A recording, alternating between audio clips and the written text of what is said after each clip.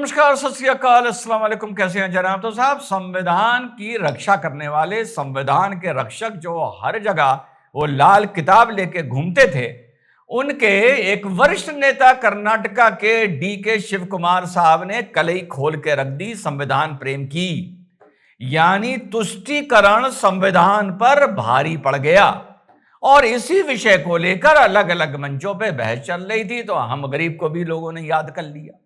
तो पहले तो सुनते हैं कि डॉक्टर शिव कुमार ने क्या कहा, DK शिव कुमार साहब ने क्या कहा, उसके बाद तहसीन पूनावाला ने क्या कहा, उसके बाद प्रोफेसर पाशा ने क्या कहा, उसके बाद रिजवान अहमद ने क्या एक ही में झटके में दोनों को छीला, जिसका जवाब मुझे पता है नहीं मिलेगा। मेरे सवालों के ना यहां जवाब मिलते हैं और ना डिबेट में जवाब मिलते हैं।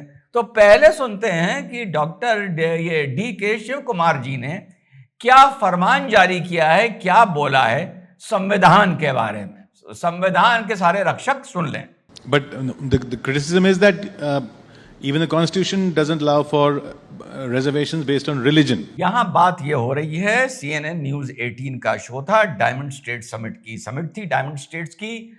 तो भाई उन्होंने पूछा कि साहब ये बताइए कि संविधान तो धर्म के आधार पर कोई सी भी तरह का आरक्षण अलाउ नहीं करता है।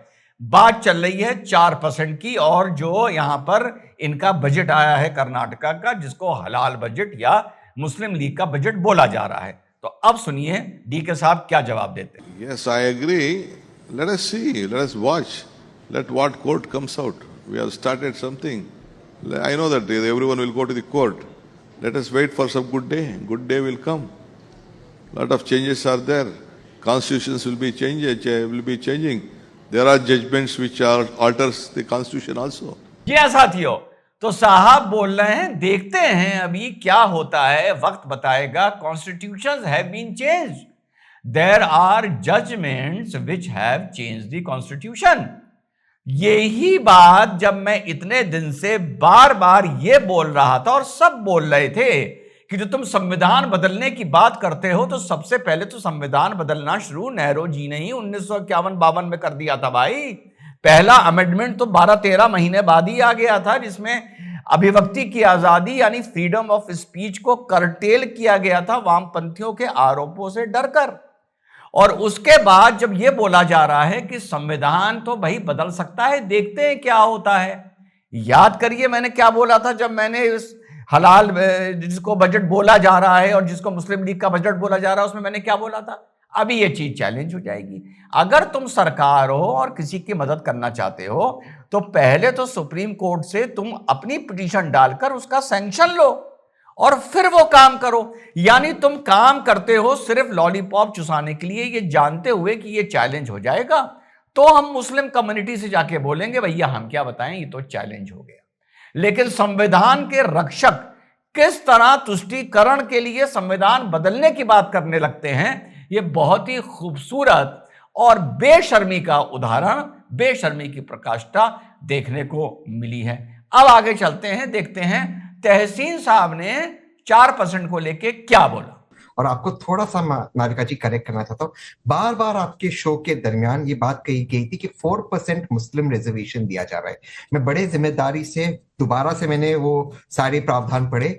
ये रिजर्वेशन माइनॉरिटीज और बैकवर्ड्स को दिया जा रहा है। इसमें क्रिश्चियन भाई बहन आए, जैन भाई बहन आए, सिख भाई बहन आए, बौद्ध भाई बहन आए। मुझे पूरा यकीन है नाविका जी कि इस तरह का गलती जो है आप उसको सुधार दोगे, मुस्लिमों के लिए नहीं है। मैं सबसे पहले तो ये कहना चाहता हूं कि संविधान के बारे में जो कहा जा रहा है कि संविधान में ये लिखा हुआ है कि मुसलमानों को रिजर्वेशन नहीं दिया जा सकता या धर्म के आधार पर रिजर्वेशन नहीं दिया जा सकता, ये गलत है।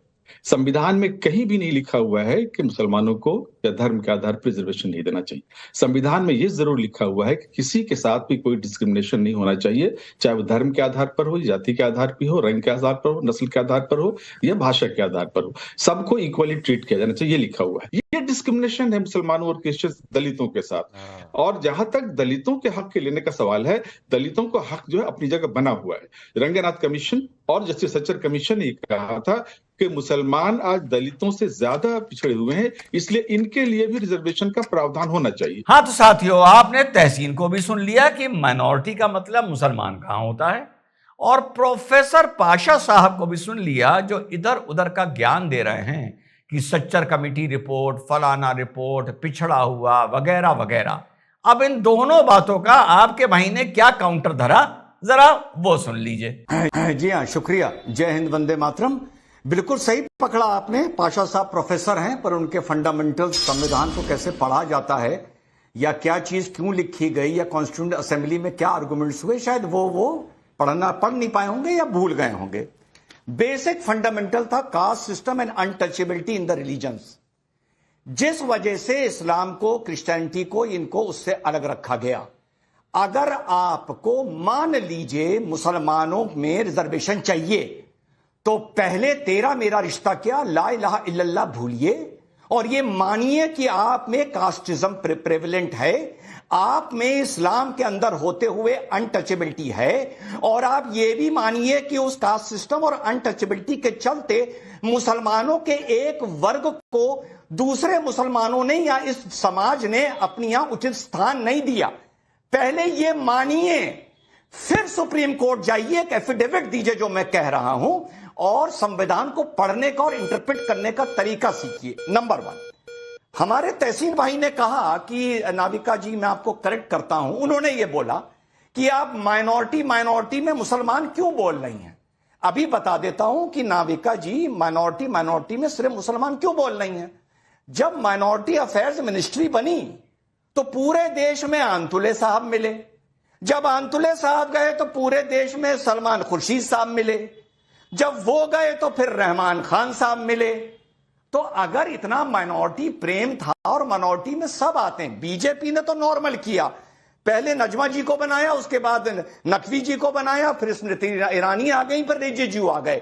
ये एक जो ट्रेंड है ये बड़ा नॉर्मल है, माइनॉरिटी शब्द को जस्टिफाई करता है। लेकिन यार पूरे हिंदुस्तान में आंतुले मिले, फिर सलमान को मिले, फिर रहमान खान मिले, तो भैया वहां पर भी कोई सरदार या बुद्धिस्ट या क्रिश्चियन तहसीन भाई ढूंढ लिया होता, तो फिर आज माइनॉरिटी का मतलब सिर्फ मुसलमान ना होता। और अपनी बात खत्म कर दूं, अगर बैकवर्ड की बात है तो पहले यह बता दीजिए कि पसमंदा को 4% देंगे या सारे मुसलमानों को देंगे, क्योंकि पसमंदा को बैकवर्ड माना जाता है। तो फिर यह कहिए कि हम अशरफ को, सैयद रिजवान अहमद को नहीं देंगे, सिर्फ पसमंदा को देंगे। और जो आपने रंगनाथन कमेटी, प्रोफेसर साहब, और आपने सच्चर कमेटी की बात करी, तो तब तो मोदी थे नहीं, तब तो योगी थे नहीं, तब तो 2014 से पहले यह रिपोर्ट आ गई थी। तो जरा जो आप कोटी पहने हैं, इस कोटी के 2 बटन खोलिए और अपने गिरेबान में झांक कर बड़ी अदा से देखिए कि यह वजह क्या थी कि यार मोदी जी के आने से पहले सच्चर कमेटी रिपोर्ट आ गई। जिस कौम ने 400 साल जाबाजी और रंगबाजी करी, वो इस हालात में पहुंची कैसे, जरा इस पर भी प्रोफेसर अनवर पाशा, पहले आप जवाब। जी हाँ साथियों, तो ये था उन लोगों के जो उन्होंने सवाल पूछे और जो अपनी बातें बोली, और मेरी उनकी काट कि यार माइनॉरिटी को कह रहे हो कि माइनॉरिटी का मतलब मुसलमान नहीं होता। तुम्हारे मनमोहन सिंह ने और देश के प्रधानमंत्री मनमोहन सिंह ने तो मंच पे खड़े होकर विशेष तौर पे माइनॉरिटी नहीं जबकि मुसलमान बोला था। लेकिन अगर बात माइनॉरिटी की है और जैसा तहसीन समझाना चाह रहा था, ये लोग भूल जाते हैं कि इस टाइम डिबेट में बैठा कौन है उनके सामने जो उनको तार तार कर देगा कि साहब इसमें जैन्स का भी अपलिफ्टमेंट, और डीके साहब भी बोल रहे हैं कर्नाटक के उप मुख्यमंत्री, जैन्स का भी अपलिफ्टमेंट, सरदारों का भी अपलिफ्टमेंट, बुद्धिस्ट का भी अपलिफ्टमेंट। अरे यार, ये तुमसे अपलिफ्टमेंट कहां मांग रहे हैं? तुम क्या इस देश में कर्नाटका की सरकार क्या जैन्स का, बुद्धिस्ट का और सरदारों के अपलिफ्टमेंट के लिए 4% का रिजर्वेशन लेके आई है? और अगर ये उन सबके अपलिफ्टमेंट के लिए लेके आई है तो ऑल मुस्लिम आप पॉलिटेक्निक क्यों बना रहे हैं? ऑल मुस्लिम आप मॉडल स्कूल क्यों बना रहे हैं? वो भी आप माइनॉरिटी के लिए बना देते हैं। और मुझे तो आज तक कोई सिख भाई या जैन भाई या बुद्धिस्ट भाई या पारसी भाई इस देश में हमेशा कंट्रीब्यूट करते हुए मिले हैं, मांगते हुए तो यार हमें कभी मिले नहीं है। तो यहां तो मांगने वालों की लिस्ट में एक ही लोग हैं जो सबसे आगे खड़े हुए हैं। वो सबसे आगे कटोरा लेके खड़े भी हुए हैं और सबसे ज्यादा आस्तीन भी वो चढ़ाते हैं। तो ये मैंने बोला। और दूसरी बात कि जो रिजर्वेशन का कंसेप्ट आया, ये माना गया कि जो माना गया, अब ये इसको एक चैलेंज या डिस्कशन के तौर पे ये अलग सब्जेक्ट है कि सदियों तक एक सेक्शन ऑफ सोसाइटी को दबा के रखा गया। 400 साल, लोग तो 800 साल बोल देते हैं, वो जो दक्षिण भारत का हैदराबाद का साइको है, मोटा मोटा हम 400 साल पकड़ लेते हैं।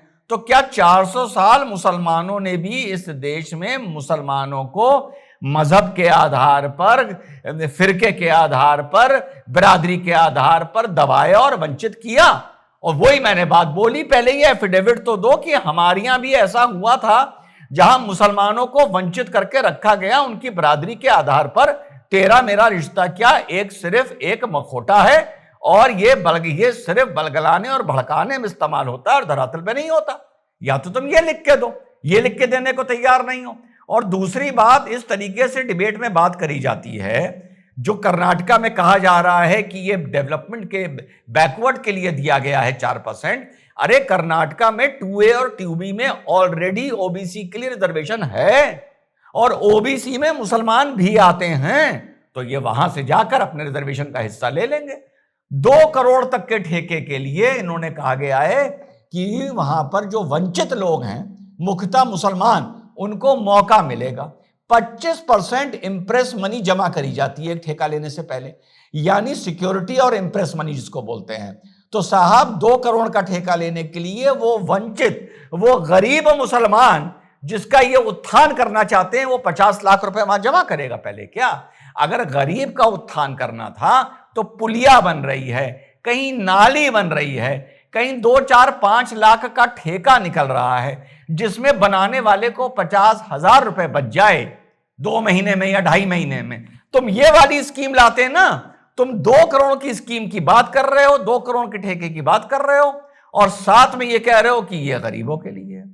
और चलते चलते जो मैंने बात बोली, हमेशा हम मुसलमान मातम करते मिल जाते हैं। 2 तरह का मातम करते मिल जाते हैं। एक तो आस्तीनें चढ़ाते हुए मिल जाते हैं, ये कहते हुए मिल जाते हैं ये देश हमारे बाप का है। एक हम कहते हुए मिल जाते हैं हमारे पास तो कुछ है ही नहीं, हम पिछड़े हुए हैं, हमारे पास भी हमारी हालत तो दलितों से बदतर है, सच्चर कमेटी रिपोर्ट आ चुकी है। तो भैया एक तो तय कर लो, तुम आस्तीन चढ़ाने वाले हो या मांगने वाले हो। तय कर लो कि तुम इस देश के दादा हो या इस देश के वंचित हो, जो भी तय करना है, कम से कम एक चीज तय कर लो। और दूसरी बात यह तय कर लो कि 400 साल राज चलाने के बाद और रंगबाजी करने के बाद और दबंगई और बकैती करने के बाद तुम्हारी ऐसी हालत हो कैसे गई, ये भी साइड में होमवर्क कर लो। ये चल रहा है साहब आजकल कर्नाटका को लेकर। और मजेदार बात यह है कि संविधान को बचाने वाले ही संविधान को अब बदलने की बात कर रहे हैं। और इससे ज्यादा मजेदार बात यह है, जो मैंने अपने मुसलमान भाइयों को बोली थी, इनको पता है कि यह चीज चैलेंज हो जाएगी, लेकिन जब चैलेंज हो जाएगी तो ये मुसलमान भाइयों को वही लॉलीपॉप बिना स्वीट का, बिना शक्कर शाकरी का, वो सिर्फ डंडी है, वो चुसाते रहेंगे कह के कि देखो हमने तो तुम्हारे लिए कोशिश की थी, लेकिन सुप्रीम कोर्ट ने मना कर दिया। हो ये सब इसलिए रहा है क्योंकि इंडी अलायंस आने वाले वक्त में टूटता नजर आ रहा है।